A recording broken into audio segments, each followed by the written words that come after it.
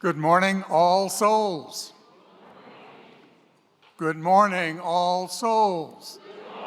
There we go, there we go. And Ramadan Mubarak. Happy Ramadan. That holy month begins this evening. And for those who will be celebrating, we join your prayers for justice and for peace. And thank you, Jubilee. Can't no one know at sunrise how any day is going to end? We can't know. Certainty has never been promised to us, nor a smooth and easy road. But despite not knowing, and despite knowing too well the obstacles we face, we keep on keeping on. We keep on building a new way in this diverse, spirit-growing, justice-seeking, beloved community. I'm Reverend Bill Sinkford. My pronouns are he and him. We light our chalice each week to kindle the flame of community. We light this chalice in faith, in hope, and in love.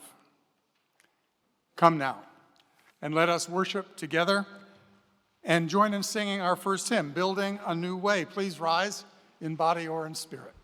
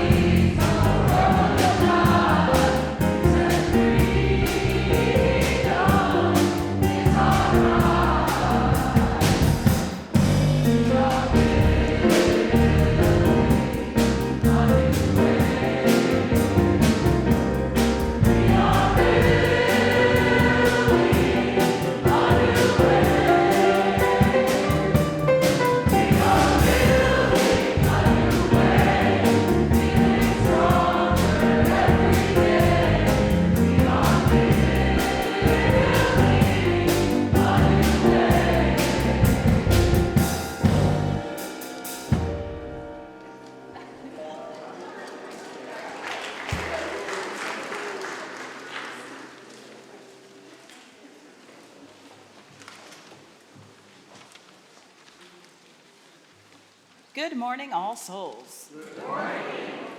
Happy Women's History Month. And happy Harriet Tubman Day. My name is Greta Goodwin, and I am your worship associate this morning. My pronouns are she and her. For nearly 200 years, our congregation has sought to live up to the vision inherent in our name, All Souls. Together, we embrace our mission to create a diverse, spirit-growing, justice-seeking, beloved community that transforms ourselves and our world into one great family of All Souls. We are Unitarian Universalist, diverse in many ways, but united in our belief in the inherent worth and dignity of every person, and in the obligations to express our faith through acts of justice and compassion. You are welcome here. No matter who you are, where you come from, how you identify, who you love, or your background, you are welcome here. If you are visiting for the first time or you still feel new here, please raise your hand in person or on the Zoom so that we can give you an All Souls welcome. Do we have any visitors this morning?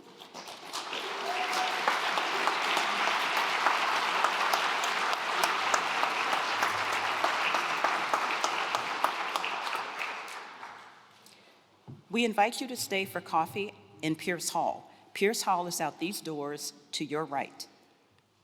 We have a welcoming corner table, so please take a red coffee mug if you would like to indicate that you are new.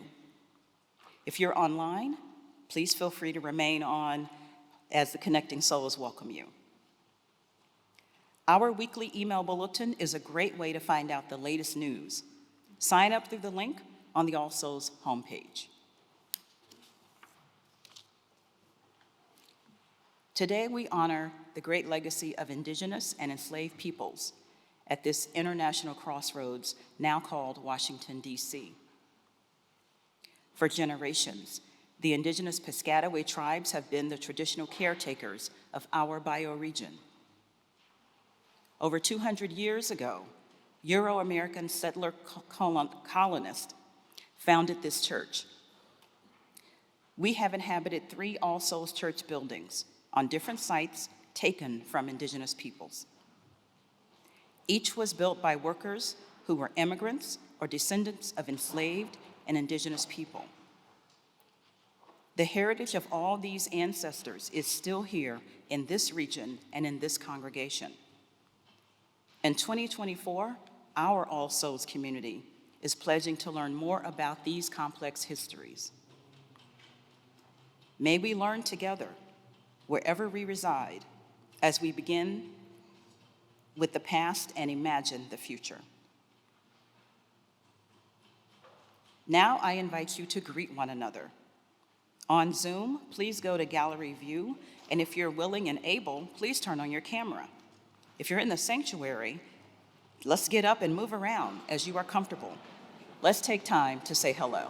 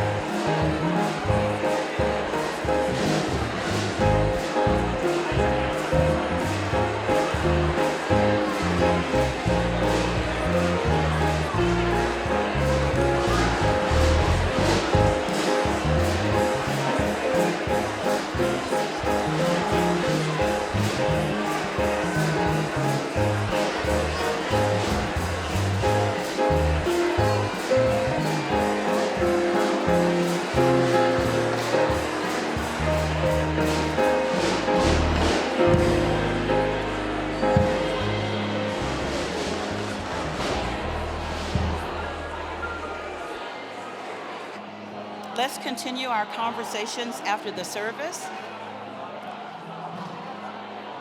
And again, welcome to All Souls.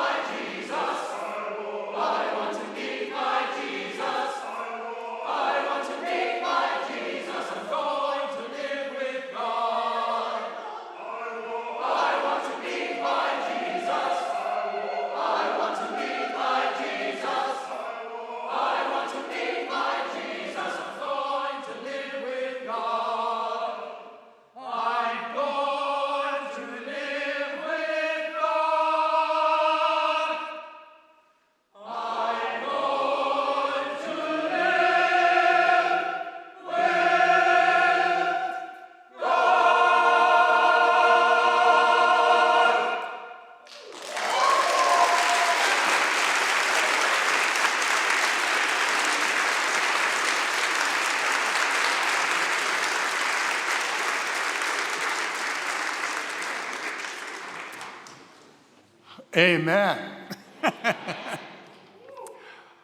At this point, I would like to invite the newest members of All Souls Church Unitarian to come forward.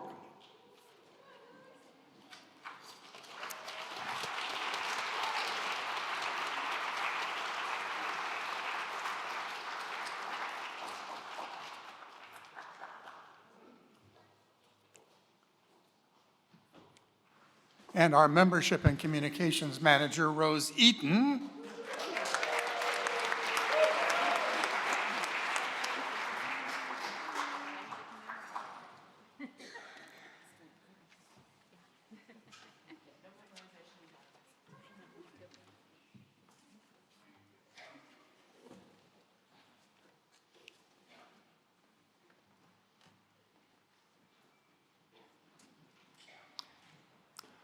I would like first for each of you to say your name. Would you start on this end? Yes, I am Kristen. Sydney. Abby. And Sarah. Adele. Lucy. Tyler. And now, would this group of new members join me in reading the words of the new member covenant that Rose just handed you?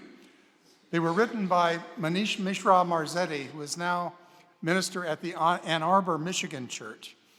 Manish began his UU journey here at All Souls and years ago was once a new member himself here, standing in front of this sanctuary. Will you read with me? We enter this faith with hope and possibility in our hearts, pledging to participate in and support the ministries of this church. We covenant to remain true to the spirit of love that flows through this church and guides us. We seek your welcome as we join you in this faith. And now, will the congregation join me in reading the response, which I'm hoping and praying will be appearing on the screens.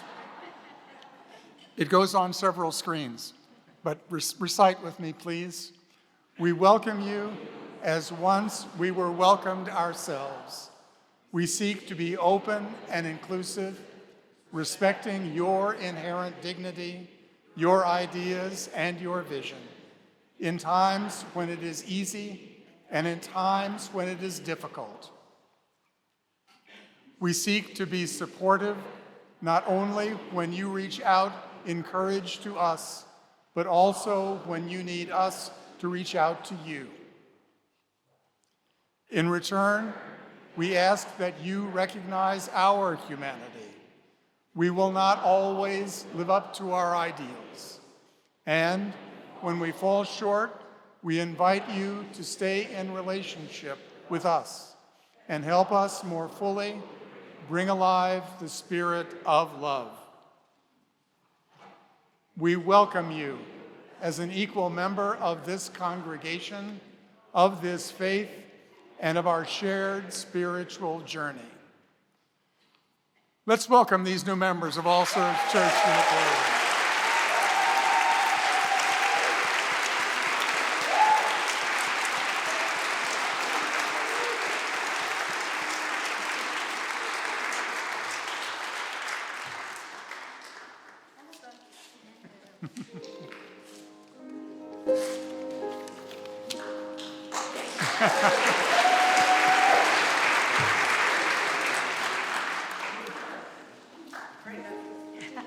Please be seated.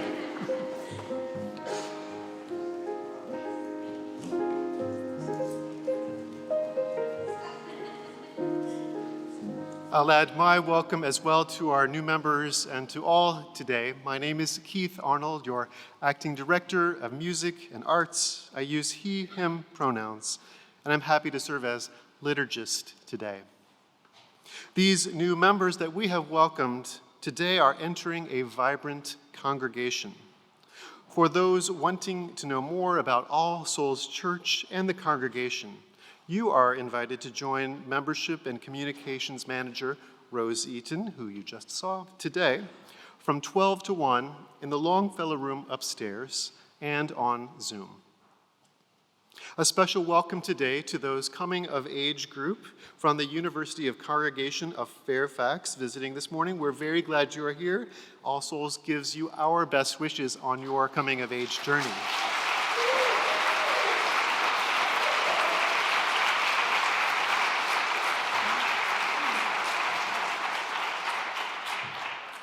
Some other upcoming events here this week include Monday night's Anti-Racism for White People class, tomorrow night on Zoom.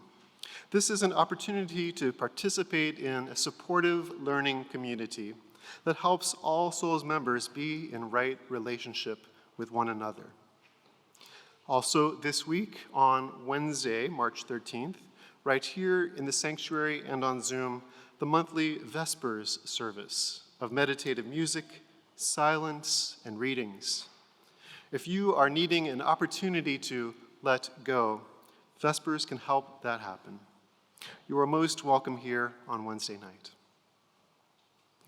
Next week, in this pulpit, guest preacher from Cedar Lane Unitarian Universalist Church, Reverend Ali Bell, will be preaching on FEAR, forget, engage, activate, and rise. The service is not to be missed. We'll see you here next week. Turning to our congregational care. Yesterday, many gathered here to celebrate the life of Judy Lever, adventurer, walker, writer, cat lover. Stories were shared, songs were sung, family and friends remembered one important to them, and so many. This day we send Gordon Kent love and strength and share the good news that he was able to stand for the first time on 2 prosthetic legs this week.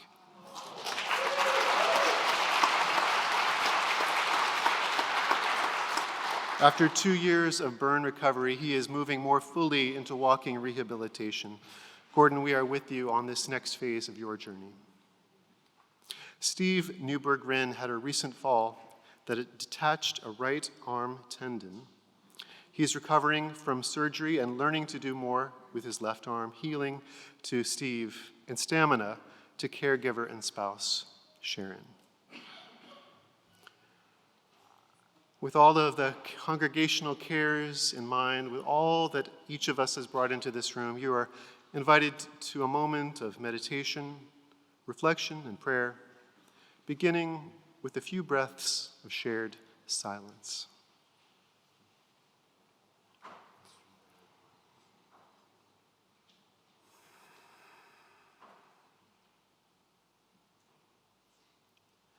In this time of busyness, in this culture that is always asking, requiring something of us, that treats people, that treats beautiful humans as commodities rather than beings of spirit who have fears and hopes. In such an environment, let this hour be a time of respite. Let this place be a refreshment for the soul. Let these people be nourishment for one another. Come and find the quiet center in this crowded life we lead. Find the room for hope to enter. Find the frame where we are freed. Clear the chaos and the clutter. Clear our eyes that we can see all the things that really matter. Be at peace and simply be. Be at peace and simply be. Join me. Be at peace and simply be. Be at peace and simply be.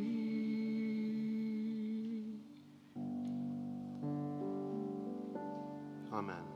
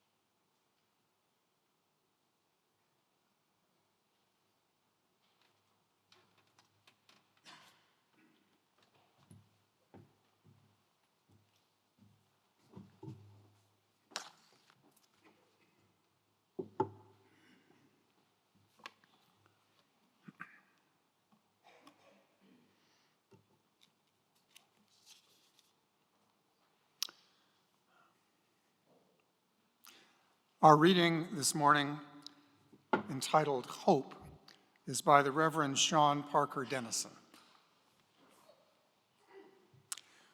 We got it wrong, looking first for hope, first for motivation, first for inspiration. Only the desperate bearing witness to the beginning of the end can find a new way of being, a way to live within the magnitude of the loss. Bearing witness to the beginning of the end brings the next world into being, the one that survives, despite resurrection being impossible, and so many of our habits irredeemable from here on. Only by ignoring the obvious outcomes can we become ready for what is so rare we can only call it a miracle. Waiting for hope can be an obstacle, a barrier that keeps us from needing the new enough to become it. The hope we need is on the other side of all we believe now to be true. Hope broken out of cages and prisons and carbon sequestration. Hope that will always risk dying in order to survive. Once we act, hope is everywhere.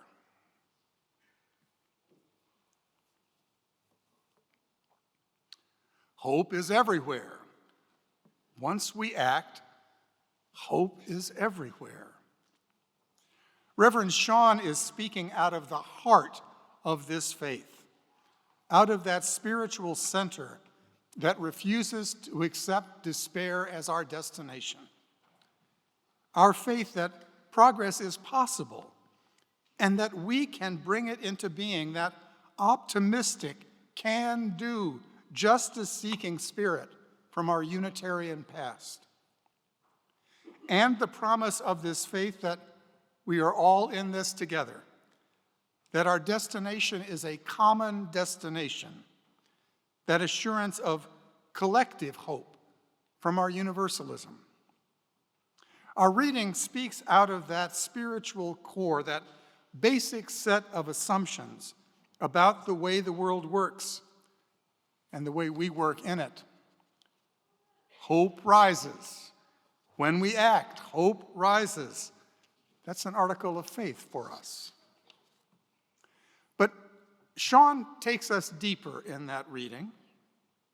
He says it is a mistake to search in our hearts for hope as the first step.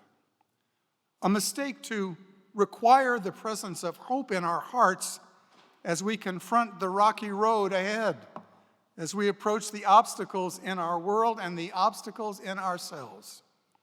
It's a mistake, he says, to believe that hope comes first. Hope emerges in us and through us, not somehow magically, and not in the abstract, and not in advance.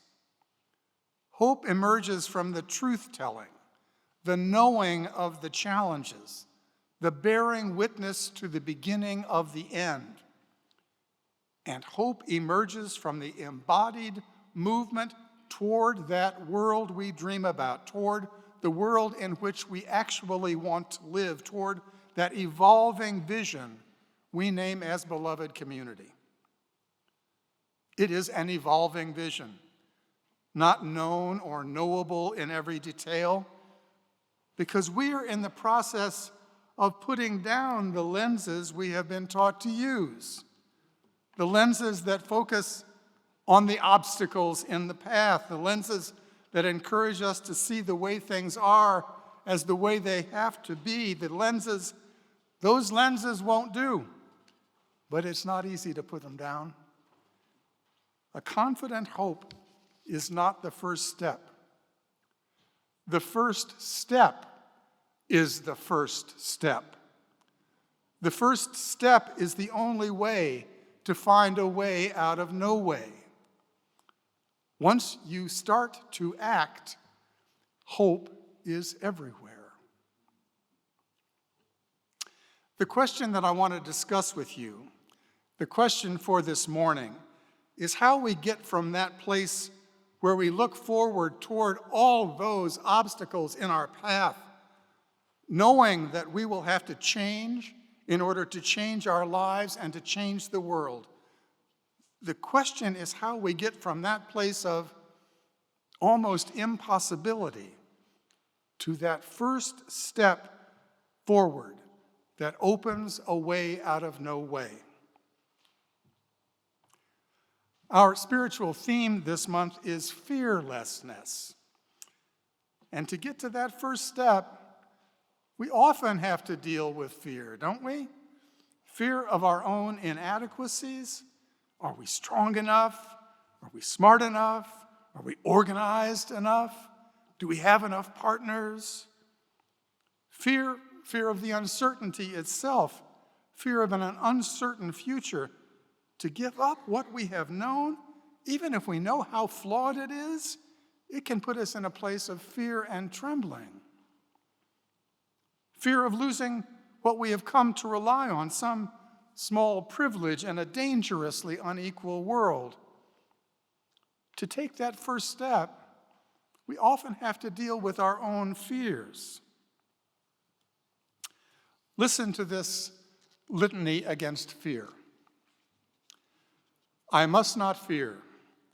Fear is the mind killer. Fear is the little death that brings total obliteration. I will face my fear. I will permit it to pass over me and through me.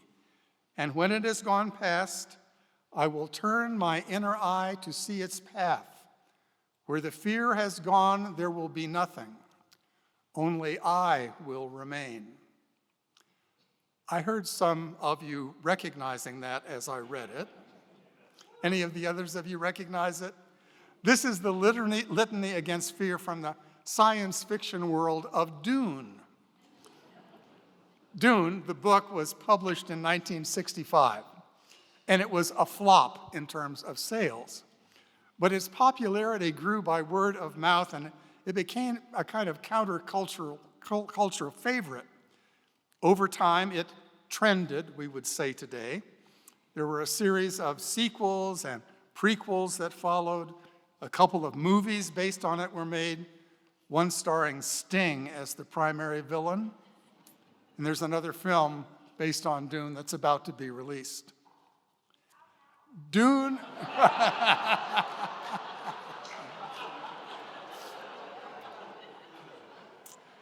Dune imagined a future long after humans had rejected the role of machine intelligence as a way forward. We would describe this rejection as a rejection of a world driven by AI today, artificial intelligence. It left humans to be forced back onto their own capacities to take in information, to evaluate it, and to imagine or see into the future.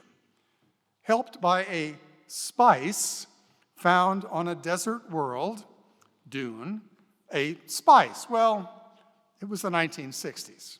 Sex, drugs, and rock and roll. What can I say? The world of Dune is a morality play where good and evil are in jihad. They're in struggle. The concepts and wisdom of Islam are woven throughout this book.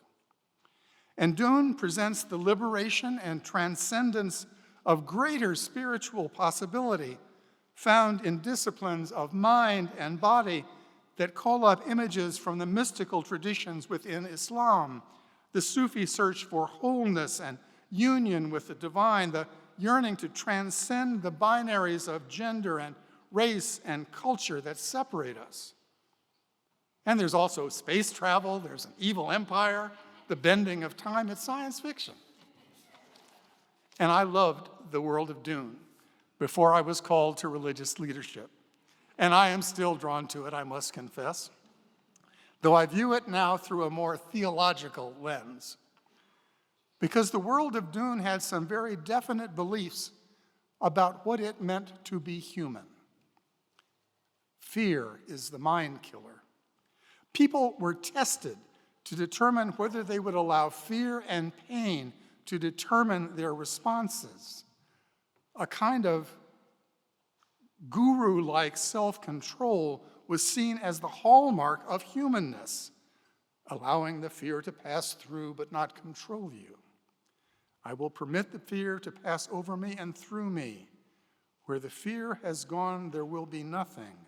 Only I will remain. Only I will remain. Let's pause on that one for a moment. Is that right? There is that interior work, that solo work, that confronting of ourselves that we do alone. Yes, that singular individual space is important. We affirm that in this space.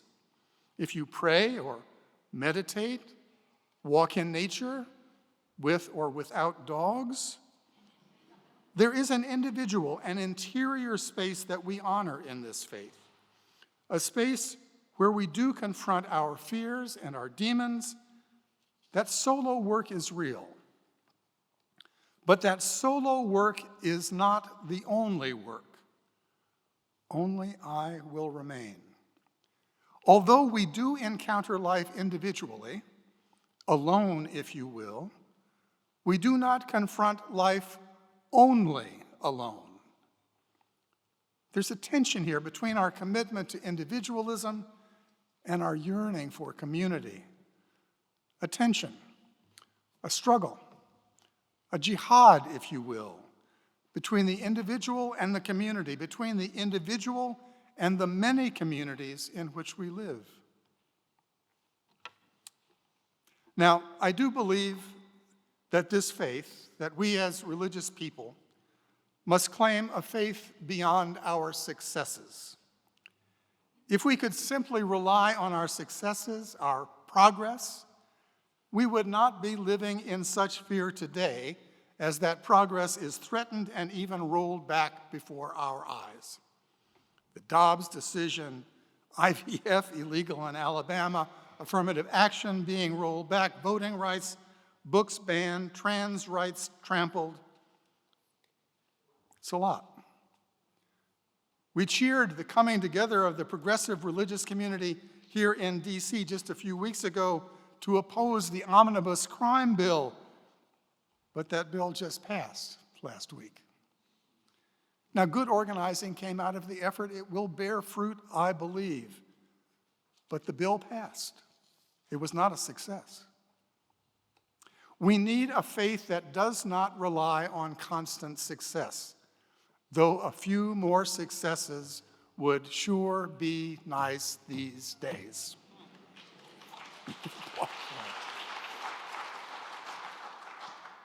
We need a faith that can help us find a way out of no way. Is there anyone here who has not known some failure, some disappointment, some dream deferred or dream denied, some hope held hostage by the ways of the world, a failed relationship, a professional disappointment, some glass ceiling because of who we are or who we love? Part of living is dealing with disappointment. That's why perfectionism is such a trap. Being human is not about being perfect in a perfect world. We know about that even here in this church community, even in this community that is committed to building a better way. The question is how we deal with a world where the obstacles to fulfillment are very real and the way toward hope is not at all clear. Now, each of us will have a different story about dealing with disappointment. One of the great privileges of ministry is that I've had the opportunity to hear more than a few of yours. In my own life, it was the experience of a business failure that tested me, and I've spoken about that before from this pulpit. It was a time of real fear for me, because all of my assumptions about a hopeful future were shattered. My self-image had taken a beating. My spirits were very low. And I could not see a way forward. All I could see was the ending of the dreams that I had held. Now, you all know there's a happy ending here, that I heard the call to ministry and was able to move toward that vision. So this is not a sad story. What I want to tell you was that it was not alone. It was not in prayer only. It was not alone that the way forward opened for me. I was very involved in my home church when that failure came. Like Greta, I was helping out in worship, serving on the Board of Trustees, helping with the fund drive. A lot of you have a similar story here. And once I began to tell others about my struggles, congregants were sympathetic and they were supportive. But the turning point, the time when I really began to trust that I could find a way forward, came when our minister's father died in a distant city, midweek one week. She, the minister, needed to be at the family funeral that was going to be the coming Sunday. There was no way she could preach or officiate for the memorial service of a beloved member that was all set for that Sunday afternoon. And another minister couldn't be found. Everybody was tied up. A layperson stepped up to offer a talk, not a sermon, that Sunday morning. And our minister called me to ask if I would lead the memorial service in the afternoon. I was already planning to go to seminary. I seemed like a logical choice. She promised to coach me, leave me with everything that I would need. She promised that it would be the testimonies of family and friends that would carry the service. She promised that I would be enough. And I said yes. But I was terrified, so afraid that I wouldn't be enough, that I would miss something essential, say something wrong, that I would somehow dishonor the life we were celebrating. I prepared so hard, so carefully, so much detail. But I was still terrified when I stepped up to that pulpit that afternoon. I was filled with fear, not with hope, when I took that first step forward. And the service, it went well. The stories of the life we celebrated carried the day, just as my minister had promised. And I was able to hold space for the community, to grieve that loss and celebrate that life. What a privilege it was. "We're so glad that you're going to be a minister, Bill," one fellow congregant said. "Thank you so much for stepping in. I'm not sure you need to go to seminary." I did need to go, by the way. And somehow, stepping up to that pulpit for that time of memorial, that holy time of memory, stepping up to that pulpit opened a door to hope that had been closed to me. That congregation companioned me as I found a way out of no way.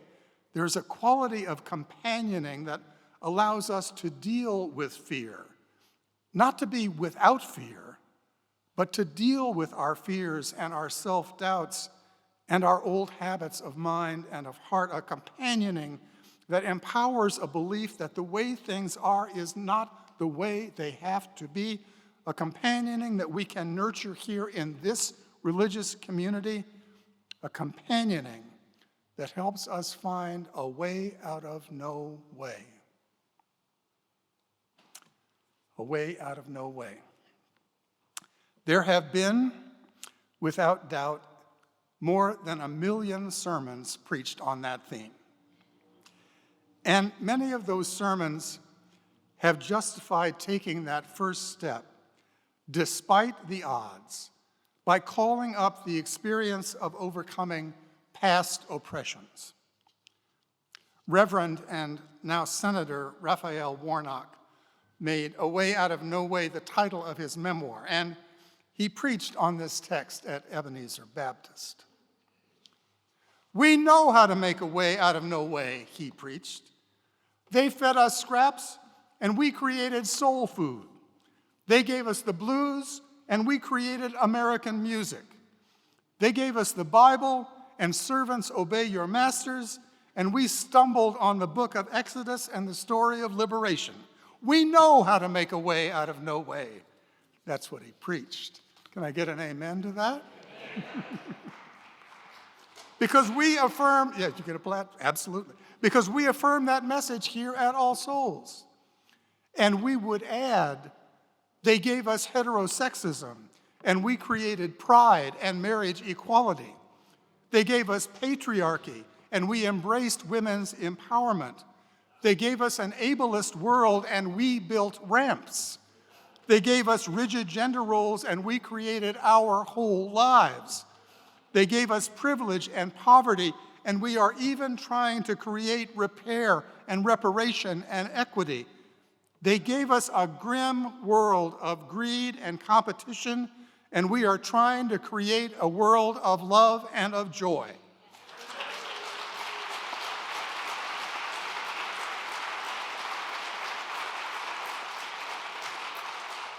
Finding a way out of no way is what we do here at All Souls Church.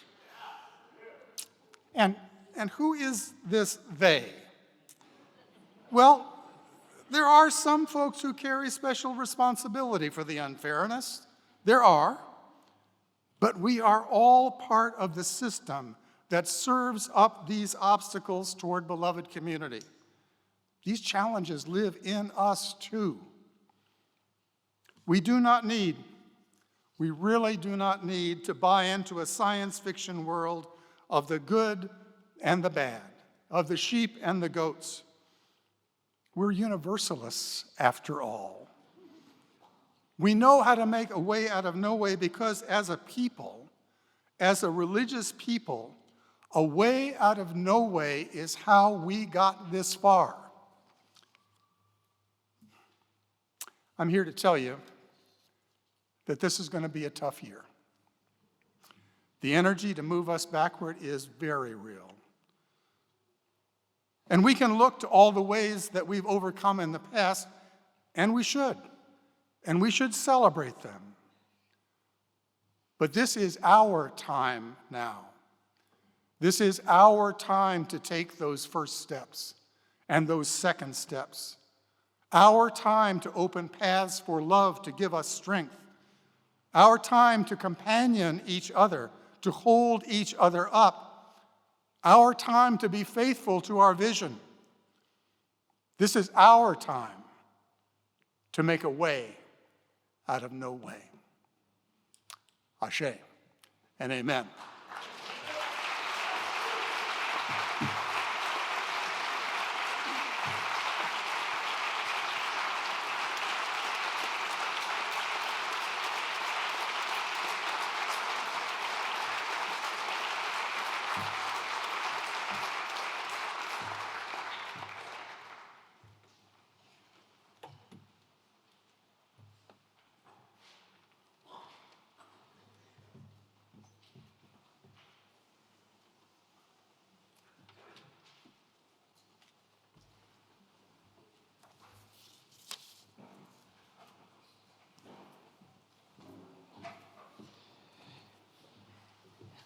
A way out of no way.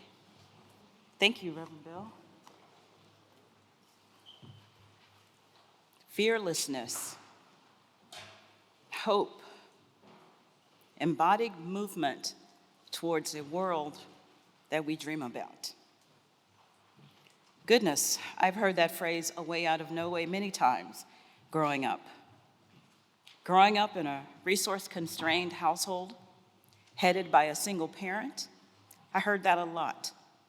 I saw it a lot. I lived the trying to make $1 out of 15 cents upbringing. I still don't know how my mama did that. I don't know how she successfully single-parented 2 kids, even with the help of family and friends. Children who went on to get PhDs and or become successful entrepreneurs. I don't know how she did that. This is Women's History Month. Women do a lot. Women succeed a lot. On this day, I want to acknowledge one of my other heroes. Her given name was Araminta Ross. Her chosen name was Harriet Tubman. Abolitionist, freedom fighter, social activist. Many people called her Moses. Born into slavery around 1822 in Dorchester County, Maryland, her desire for freedom, her desire for justice gave her the courage to escape slavery. She was fearless. And then she returned and rescued her enslaved family members and friends. She was fearless. Imagine that first escape to freedom, that first trek. 90 miles on foot through rough terrain, mostly at night, and with slave catchers on her trail. She was fearless. She did all this while dealing with the recurring effects of a traumatic head injury. She was fearless. With courage and the help of the Underground Railroad network, she made a way out of no way, literally. And we honor her on this day, the day of her death, May 10, 1913.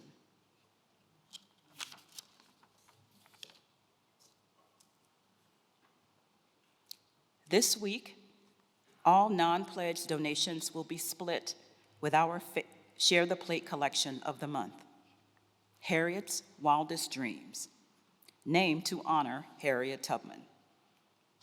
Harriet's Wildest Dreams is a Black-led abolitionist community defense hub centering all Black lives most at risk for state-sanctioned violence in the greater Washington area. Their work includes legal empowerment, political and civic education, mass protest, organizing campaigns, and community care that builds alternatives to oppressive systems. If you are in the sanctuary, the ushers will be passing the plate for our offering. You can also text 73256 to ASCU. You can text your money to 73256, sending it to ASCU. If you are in the sanctuary, the ushers will be passing the plate for our offering. If you're on Zoom, you can click the link in the chat, which will direct you to the online giving. Thank you in advance for your generosity.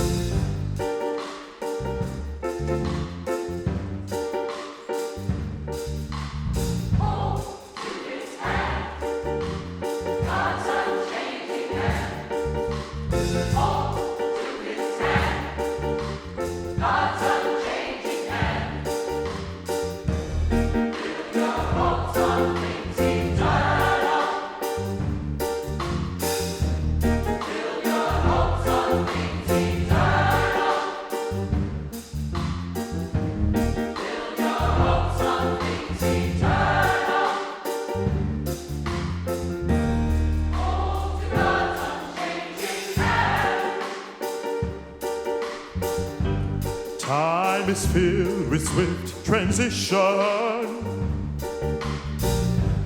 Lord of earth and moons can stand. Build your hopes on things eternal. Hold to God's unchanging hand. You know you got to. Hold to His hand. God's unchanging hand. Hold to His hand. God's unchanging hand. Build your hopes on things eternal. Build your hopes on things eternal. Build your hopes on things eternal. Hold to God's unchanging hand. Trust in Him who will not leave you. Whatsoever years may if my earthly friends forsaken, still more closely to him cling. You know, you got to hold to his hand. God's unchanging hand. Hold to his hand. God's unchanging hand. Build your hopes on things eternal. Build your hopes on things eternal. Build your hopes on things eternal. Hold to God's unchanging hand. Things eternal.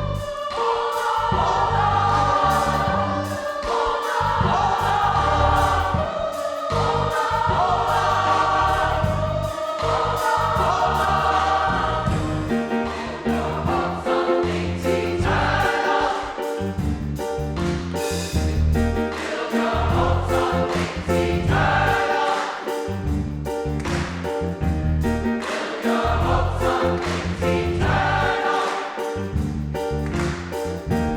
Hold to God's unchanging hand. You know you got to.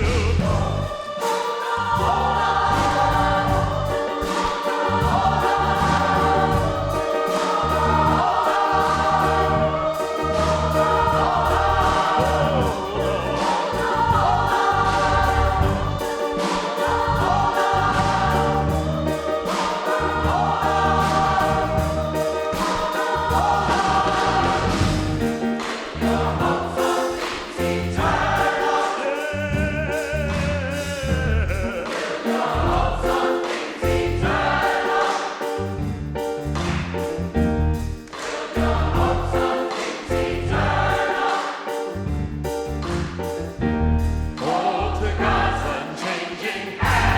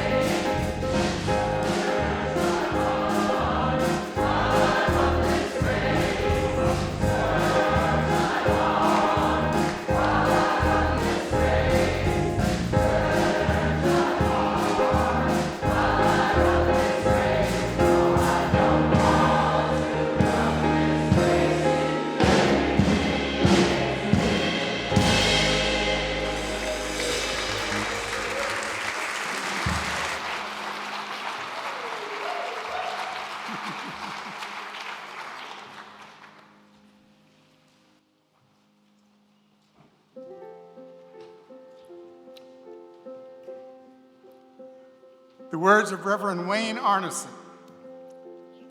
Take courage, friends. The way is often hard, the path is never clear, and the stakes are very high. But take courage, for deep down, there is another truth. You are not alone. Amen.